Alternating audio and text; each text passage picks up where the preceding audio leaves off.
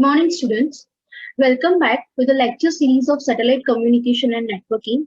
In today's session, we are going to start with a new unit of satellite communication and networking, that is with unit 9, that is the satellite access. Right now, basically, what a satellite access means. So, how does the satellite communication takes place, and in which different modulation techniques the access can be taken out. Right now, there are basically two types of techniques. First, that is called as multiplexing, and second, that is called as multiple access. Now, in this session, we are going to discuss about the various types of multiple access, which are basically divided into the three types. First, that is the FDMA, that is frequency division multiple access, then TDMA, that is the time division multiple access, and CDMA, that is the port division multiple access. Right? So these three types of multiple access we are going to see in this chapter. Right? So let's start with today's session with the first type of multiple access, that is our frequency division multiple access, that is FDMA. Right? So let's start the topic, that is FDMA. Now, basically, when we talk about the FDMA, so what does this FDMA takes place? So this in a multiple access technique, that means what we have studied the various type of modulation, that is the amplitude modulation, frequency modulation, phase modulation, and now with the help of this multiple modulations, right, the signals is modulated right to the high frequency and sent to the uplink to the satellite receiver. Right now, whenever this signal, as we know that the analog signal has various disadvantages over the digital signal. So what we can do is we can convert each and every signal or data or video in a digital format, and then we can transform on that particular data or video, right, using modulation and various multiple access. For example, there are various signals at a particular time which are generating from the various different general locations, right? So these signals have the different frequencies, but most of the frequencies which are same frequencies, they are combined, right, using this multiple access, and different frequency bands are allocated in this particular frequency signal. So as per this these multiple access techniques are used.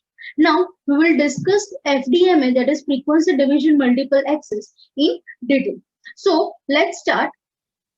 So basically, what is the background of this multiple access? So multiple access techniques are used to allow many mobile users to share simultaneously a finite amount of radio spectrum. So now, as we know that our electromagnetic spectrum is divided from various from various hertz frequency to various gigahertz or terahertz frequency, and in different frequency range there are divided based on megahertz range, then ultraviolet range, then VHF range, right? So these on this various particular bands of frequency, various applications are working. Now, when we talk about the mobile users, so mobile users generally work on the C band, right? That is from either 4 gigahertz to 6 gigahertz band. So in this 4 gigahertz to 6 gigahertz band, as we have discussed, that 4 gigahertz is our downlink frequency and 6 gigahertz is our uplink frequency. So many signals are generated from different geographical locations which has a frequency of 6 gigahertz. So this particular 6 gigahertz frequency, each has allocated a frequency spectrum, right, such that this band is allocated to some users, this band is allocated to some users, and this type of whole spectrum is divided using the frequency division multiple access. So number of users can be increased using this frequency multiple, and at the particular time that frequency slot can be allocated with the users so that users can talk for receive and transmit simultaneously. The sharing of spectrum is required to achieve high capacity by simultaneously allocating the available bandwidth or the available amount of channels to the multiple users. There are 5 basic access of multiple methods. First, that is the frequency division multiple access, that is FDMA. Then time division multiple access, that is TDMA. Then code division multiple access, that is CDMA. Then orthogonal frequency division multiple access, that is OFDMA. And last, that is a spatial division multiple access, that is SDMA. So these are the various multiple access techniques on which the right now trends are going on, right? And now based on this, we will discuss each and every technique, that is FDMA, TDMA, and CDMA, which are the three most important top techniques used in for mobile communication or for satellite communication, which we will use, which we will see in this chapter. Now, starting with, that is, first of all, what is the difference, basic difference between the multiple access and multiplexing, right? So what is multiple access? So it is a technique that permit many users to simultaneously access a given frequency locations. So each frequency location or each frequency band is allocated to the number of users, and that particular number of users can use that particular band for transmitting and receiving of data or through mobile communication, right? So there are many number of users will access the same band simultaneously. Whereas what is multiplexing? So it is a process to combine multiple signals for transmit each over a single channel or a medium. So when we talk about this, our C-band signal for mobile communication, so 6 gigahertz, which is for our uplink frequency. So 6 gigahertz signal will be multiplexed from the various users and transmitted over only a one channel, which is our free space transmission, right? So that is multiplexing, right? Now, next, that is, we will discuss in detail, that is based on frequency division multiple access. So what is frequency division multiple access? We'll see in detail. So first, for frequency division multiple access, let's start with the introduction. So FDMA is a division of frequency band allocated for wireless cellular telephone communication into channels. So basically, as you can see in the below diagram, right? So here it is a frequency spectrum. His whole frequency spectrum is shown in this figure, and various frequency bands are allocated in this figure, named as F1, F2, F3 up to F12, right? So these are the whole of these are the frequency bands which are divided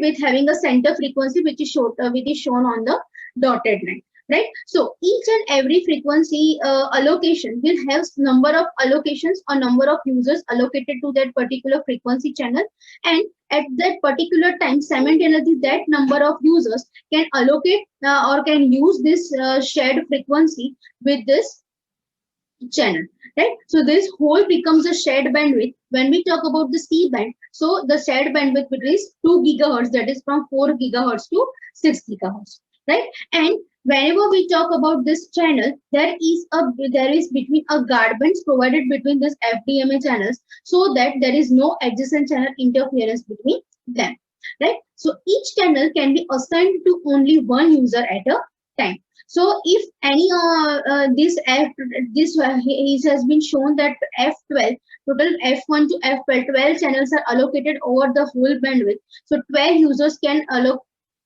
work at a particular time.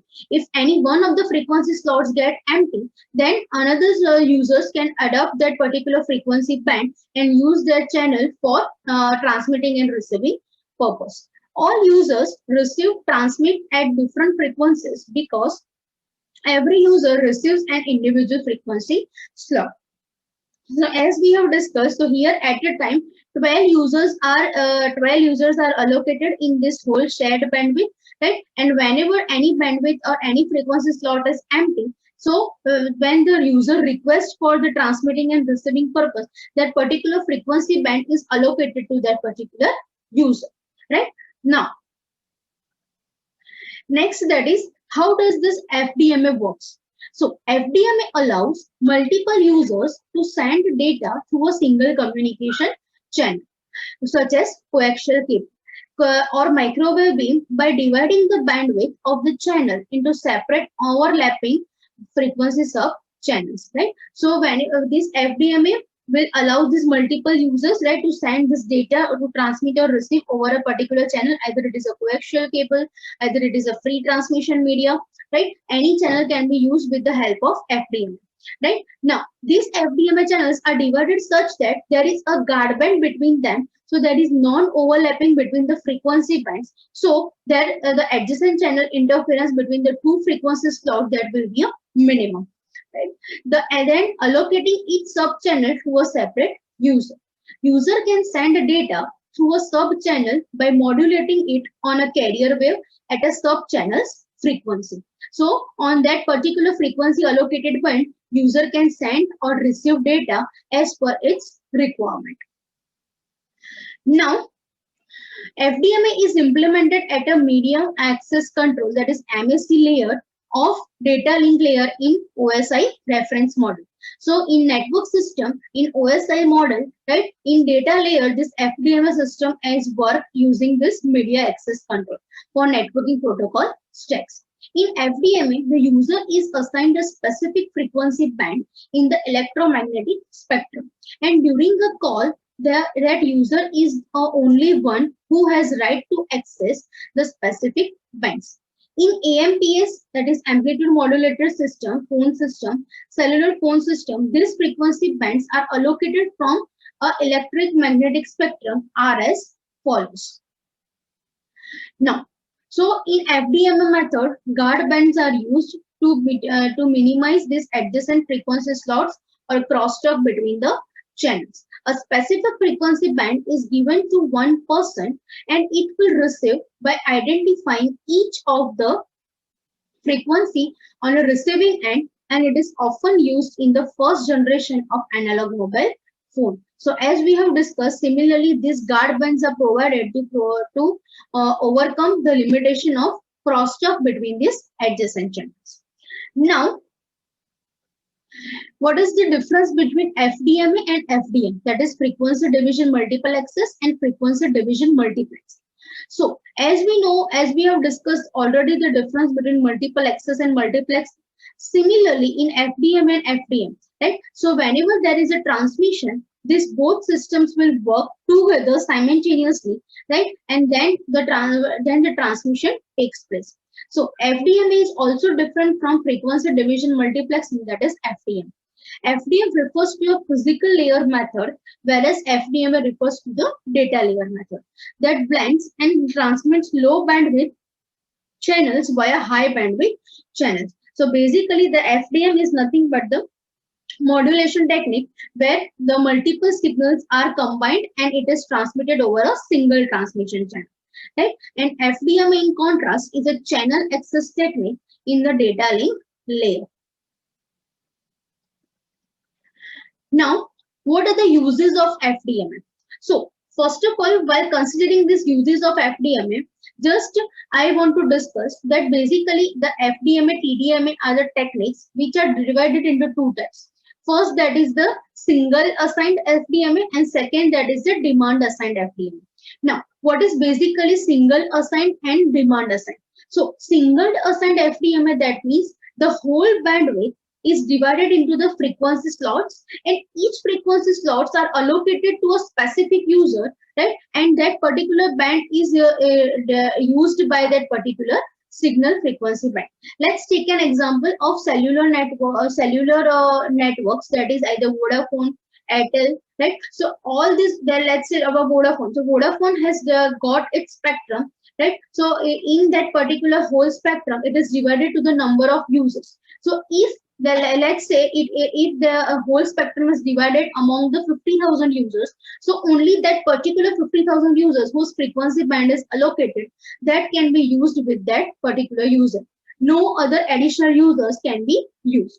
While when we talk about this demand access, so on the basis of demand of users, this particular frequency band is allocated to the user if the frequency band is empty for that particular time. Right? So the number of users in demand assigned can be increased as per the request, right? While seeing the trafficking and the database, right? Now, let's say about the uses of FDMA. So FDMA is used in total access communication system, that is TACS.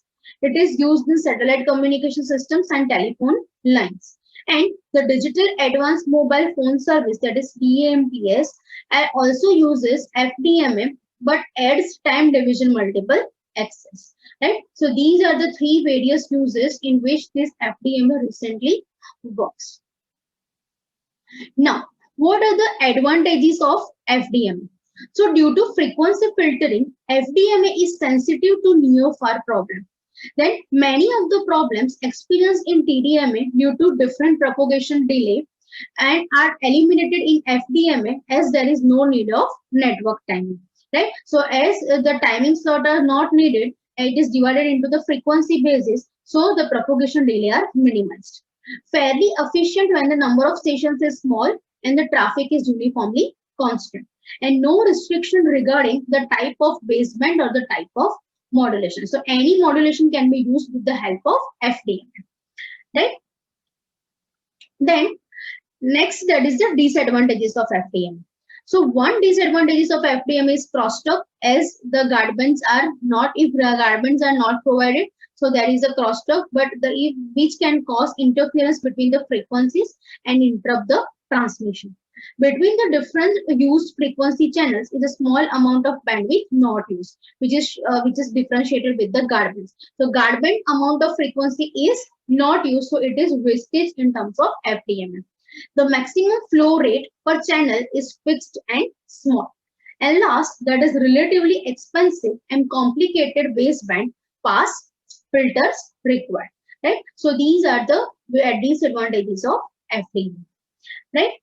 And now this was all about this frequency division multiple access FDMA, right? In which we have discussed how does the FDMA works, what are the different advantages, uses and disadvantages of FDMA, and what are the two different types of FDMA, that is a single assigned FDMA and the demand assigned FDMA, right? So that's all for today's session. And in the next session, we are going to discuss again one type of multiple access, that is the time division multiple access. So thank you for watching.